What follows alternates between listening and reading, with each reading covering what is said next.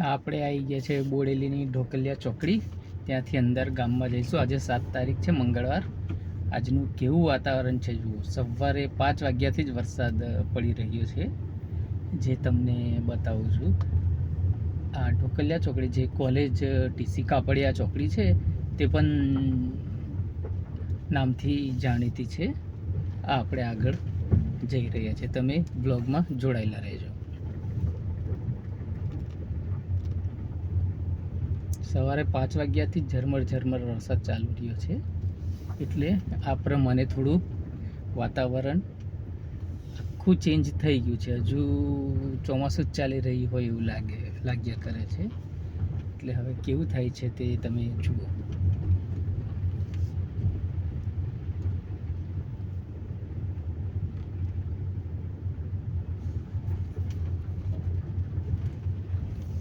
સવારે વરસાદ ચાલુ થયો અને થોડી જ વાર થઈ, 7 વાગ્યા હશે કદાચ સવારના, અને લાઇટ જતી રહી છે. આ પ્રશ્ન ચોમાસામાં અવારનવાર ચાલુ જ રહે છે કે જેવું વરસાદ થોડો બી આવે એટલે લાઇટોનું જવાનું ચાલુ થઈ જાય છે, તરત જ લાઇટ જતી રહે છે. આ એક બહુ મહાન પ્રશ્ન છે. અહીંયા શાક માર્કેટ ભરાય છે, પણ હજુ વાર છે. એટલે તો સવારના 7 વાગ્યાની આજુબાજુનો સમય છે, એટલે હવે કેટલા વાગે થાય છે તે જોઈએ.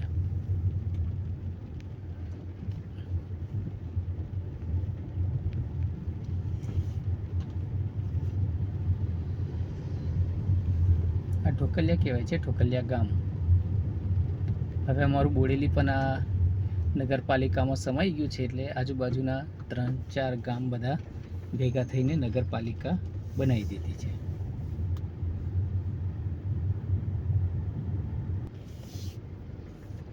આ સુઝુકીનો શોરૂમ છે.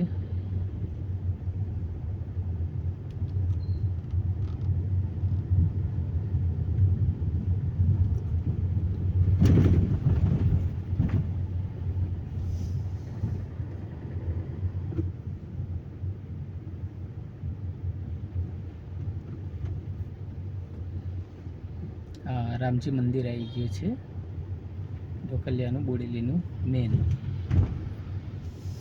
જય શ્રી રામ, જય રાધા કૃષ્ણ.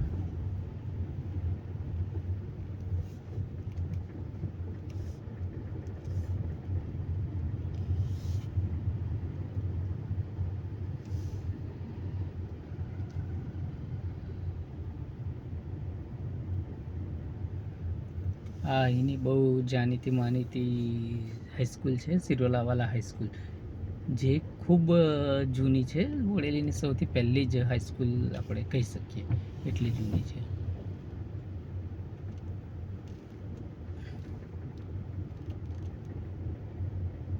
સામે તમને કંઈક દેખાય છે, એ ગરનાળું છે. ગરનાળું એ રેલવે સ્ટેશનનું છે. ઉપર ટ્રેન તમને દેખાતી હશે. ટ્રેન છે, બહુ 2-3 મહિના જેવું થઈ ગયું છે. એ ટ્રેન અહીંયા પાર્કિંગ કરી છે. હવે ખબર નહીં શેના માટે કરી છે, શું નહીં. બંધ જ છે કેટલા ટાઈમથી, ખાસા સમયથી બંધ છે. આ ગરનાળું છે અમારે ઢોકલિયાનું. રેલવે સ્ટેશન ટ્રેનના કારણે ગરનાળું બનાવ્યું છે.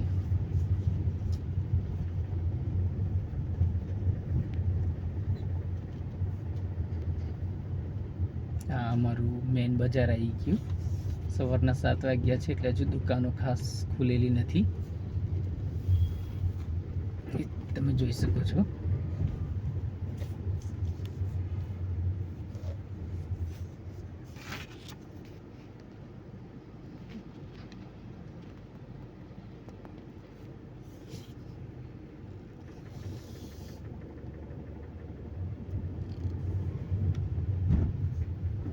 ફૂલોની દુકાન ચાલુ થઈ ગઈ છે, બીજી બધી દુકાન હજુ બંધ છે. હજુ થોડો ટાઈમ લાગશે. અહીં માર્કેટ થોડું મોડા ચાલુ થાય છે, 9 વાગ્યા પછી જ બધી શોપ દુકાનને ચાલુ થાય છે. હોટલનું બી એવું હોય છે, બહુ ખાસ જલ્દી ચાલુ નહીં થતી. ચા નાસ્તા માટે પણ મિનિમમ 8 તો વાગી જ જાય છે. આ હવે આપણે જઈ રહ્યા છીએ ઢોકલિયાથી અલીપુરા તરફ.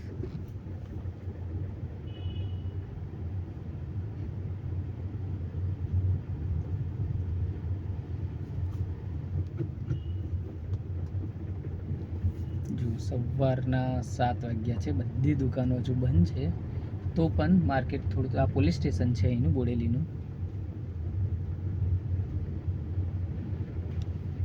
બસ આ રોશનીથી શણગાર્યું હતું. કાલે અહીંયા શરદ પૂનમના માટે રાત્રે અહીં ગરબાનું અને અલ્પાહારનું આયોજન કરેલું હતું, માટે આ બધું શણગારેલું છે.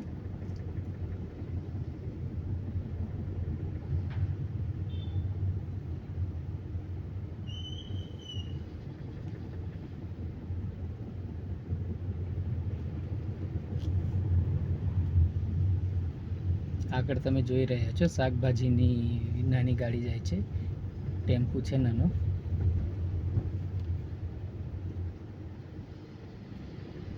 અહીંયા અમારે બોડેલી, છોટાઉદેપુર, જેતપુરમાં શાકભાજીનું ખૂબ જ ઉત્પાદન થાય છે, જે અહીંયાથી વડોદરા, સુરત જેવા માર્કેટોમાં મોકલાવવામાં આવે છે. મોટાભાગે ટામેટાનું ઉત્પાદન, સૌથી વધારે ટામેટાનું ઉત્પાદન ગુજરાતમાં થતું હોય તો અમારા છોટાઉદેપુરમાં અને તે પણ પાવી જેતપુર તાલુકામાં, ત્યાં મેક્સિમમ ટામેટાનું ઉત્પાદન થાય છે. આ મેન બજાર છે અહીંયા બોડેલીનું.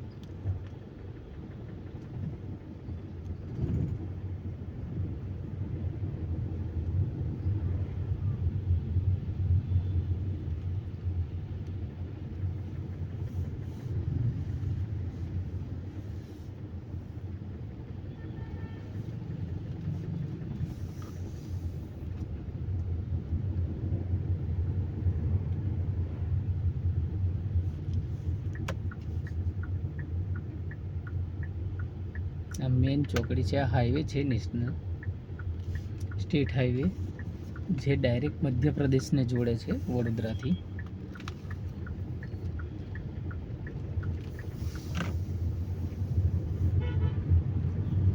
આ બસ સ્ટેન્ડ છે અહીંનું, એટલે કે local bus stand, city bus stand.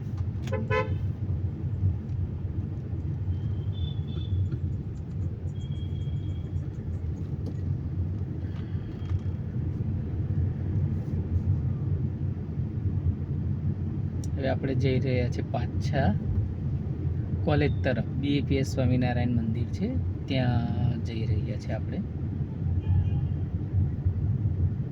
આ એની મોટી હોસ્પિટલ આવી, સર્વોદય હોસ્પિટલ, જે ખૂબ જાણીતું નામ છે. અને આગળ તમને જે મોટી બિલ્ડિંગ દેખાય છે, ઉપર નામ લખેલું છે યોગેશ્વર હોસ્પિટલ. યોગેશ્વર હોસ્પિટલ છે અહીંની, તે પણ ખૂબ પ્રખ્યાત હોસ્પિટલ છે. અહીંયા બોડેલી અમારું આ ગામ છે તે મેડિકલ હબ માટે જાણીતું છે. અહીંયા તમને તમામ પ્રકારની હોસ્પિટલાઇઝની સુવિધાઓ મળી જાય છે. કોઈ પણ રોગ માટે હોસ્પિટલ અહીંયા અવેલેબલ છે, અને 24 કલાક ડૉક્ટર તમને મળી જાય છે. MD ફિઝિશિયન પણ છે અને MS સર્જન પણ છે બધા. એટલે તમારે દૂર જવું નહીં પડતું વડોદરા સુધી, અહીંયા જ આપણાને કામ નીકળી જાય છે આપણે. આ અમારું રેલવે ફાટક આવી ગયું છે બોડેલીનું.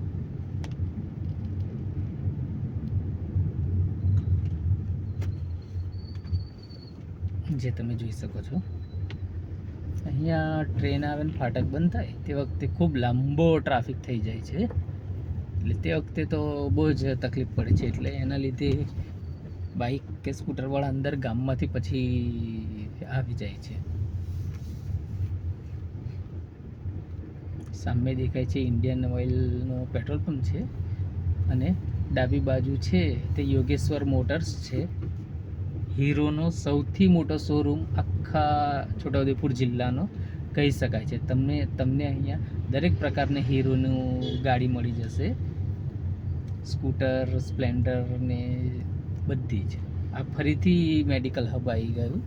આ બાજુ જમણી બાજુ હોટલ છે બાલાજી. આ બધા બાળકો જાય છે એ બધા કોલેજમાં ભણવા જાય છે.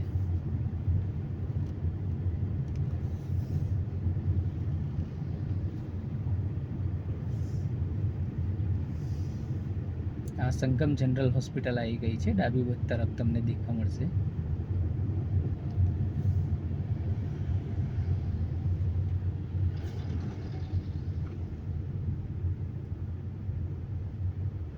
થોડું બ્લર થઈ ગયું છે. ચલો તો અહીંયા આપણો આ બ્લોગને પૂરો કરીએ છીએ. તો અમારી ચેનલને લાઈક કરો, શેર કરો ને સબસ્ક્રાઈબ કરજો. જે જમણી તરફ તમને દેખાઈ રહ્યું છે એ અહીંની કોલેજ છે.